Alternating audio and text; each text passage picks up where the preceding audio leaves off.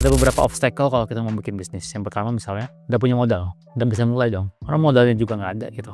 Ini mindset yang sangat-sangat keliru. Nggak punya modal itu alasan utama orang nggak mau mulai bisnis. Gampang untuk mengira. Modal tuh menjawab semuanya. Modal tuh ngasih kemudahan untuk kita mulai semua hal. Padahal enggak. Kalau kita masih punya alasan nggak ada modal, artinya kita tuh belum cukup berani untuk mencoba atau belum cukup pengen untuk dapetin goal itu. Karena modal selalu bisa dicari.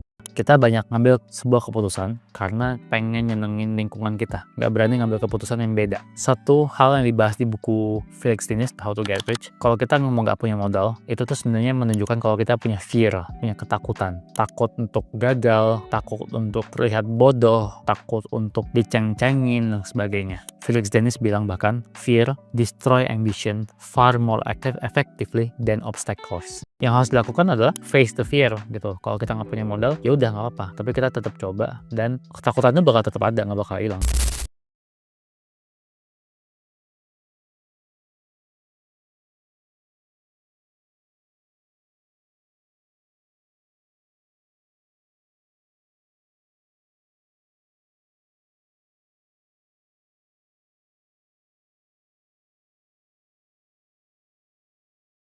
Lihat apakah ketakutan kita terhadap nggak punya modal ini adalah lebih ke kita takut, oh iya kalau kita mulai sesuatu terus kayak mulai bisnis tapi misalnya tempatnya nggak bagus, kita nanti diejek sama orang, atau misalnya ini atau itu. Kita harus pikirin benar-benar apakah ini benar-benar problemnya nggak ada modal, atau kita takut. Kalau dalam kasus saya takut diomongin orang lain yang mungkin belum berhasil juga. Obstacle kedua menurut Felix Dinis kalau orang nggak mulai bisnis adalah nggak punya ide yang brilian, yang perfect.